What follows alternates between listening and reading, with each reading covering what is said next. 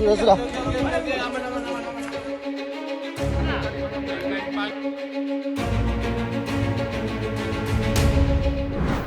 Kejahatan bisa menimpa siapa saja dan di mana saja. Tapi ini yang lagi ramai dibahas tentang seorang karyawati di Sulawesi Selatan yang ditemukan tewas di jurang di pinggir jalan. Gak cuma jadi korban pembunuhan, tapi juga pemerkosaan. Pelakunya sopir travel yang mengantarnya dari kampung halaman ke tempatnya bekerja. Yuk, kita diskusi soal ini.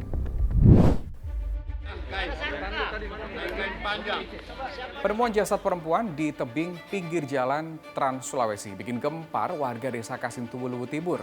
Tidak ditemukan identitas apapun di tubuh korban, kondisinya mengenaskan. Ada luka di bagian wajah dan lehernya.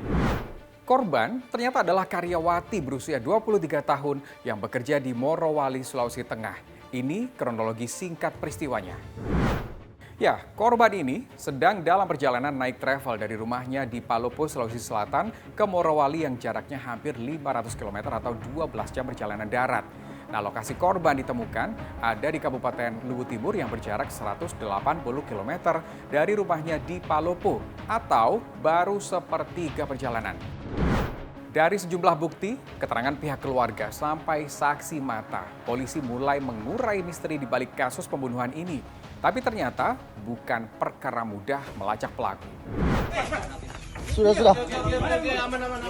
Andi Gugun gak bisa lagi berkutik saat ditangkap polisi di persembunyiannya di Kutai Kartanegara, Kalimantan Timur. Dia adalah sopir travel yang ditumpangi korban. Butuh waktu hampir sepekan buat polisi bisa meringkus pemuda 23 tahun ini. Tragis ya, gak hanya membunuh, pelaku juga memperkosa korban. Dari pengakuannya, niat jahat ini muncul ketika melihat korban yang merupakan satu-satunya penumpang sedang tertidur pulas dalam perjalanan. Si sopir travel ini pura-pura berhenti untuk buang air kecil. Sebenarnya korban sudah sempat mengancam akan saya laporkan ke kantor ke polisi. Kemudian korban sempat lari keluar mobil dan terduduk di aspal. Pelaku mendekati dan langsung mencekik korban sehingga saat itu juga meninggal dunia. Kemudian pelaku mengambil perhiasan korban dan mengangkat korban langsung membuangnya ke jurang. Sebegitu mudahnya menghabisi nyawa manusia. Saya bahas soal ini ke kriminolog. Di sini kita bicara mengenai konteks laki-laki ya, yang memang memiliki sifat untuk susah untuk menghadapi satu resistance, khususnya terkait dengan konteks rangsang seksual. Hal mana kemudian menjadikan yang bersangkutan itu mudah sekali masuk dalam konteks pelaku kekerasan seksual.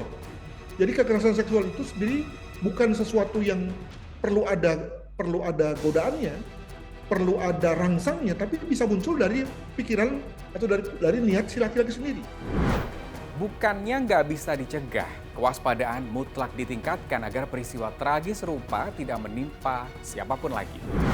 Perlu juga mengingatkan kepada semua pihak nih ya, agar tidak gampang percaya pada saat anaknya atau saudaranya mengatakan bahwa ini teman saya, ini orang yang baik ya, apalagi hanya karena tampilannya atau penampilannya perlente lalu kemudian kita percaya. Sebab tadi kepala boleh hitam rambutnya tapi hati siapa tahu. Dan kasus ini memberikan pelajaran yang banyak sekali bagi kita bahwa kita tidak boleh memberikan kepercayaan sepenuhnya bahkan kepada orang yang itu sudah kita kenal. Ya, terlepas dari upaya kita melakukan pencegahan, hukum juga harus benar-benar tegas terhadap pelaku kejahatan. Pembunuhan dan perkosaan di Sulawesi Selatan ini, ancaman hukuman pelakunya 15 tahun penjara.